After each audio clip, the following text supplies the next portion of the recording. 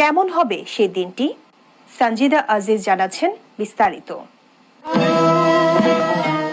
হাসরের ময়দানে সব হিসাব শেষ হওয়ার পর বিশ্বাসীদের মহান আল্লাহ তাআলা জায়গা দিবেন জান্নাতে।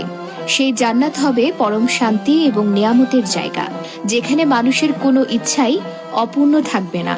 জান্নাতের মাটি হবে মেশকের গন্ধ বিশিষ্ট। সেখানে মুমিনদের জন্য যে ঘর বানানো হবে তার ইট হবে স্বর্ণ এবং রূপার তৈরি।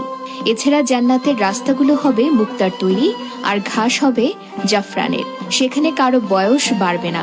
কোনো কোনো বর্ণনায় আছে জান্নাতের পুরুষদের বয়স হবে ৩০ অথবা ৩৩, আর তাদের উচ্চতা হবে আদম আলাইহিস সালামের মতো। অন্যদিকে জান্নাতের নারীদের সৌন্দর্য হবে অকল্পনীয়। হাদিসের বর্ণনা অনুযায়ী যখন কোনো ব্যক্তি জান্নাতে তার স্ত্রীর দিকে তাকাবে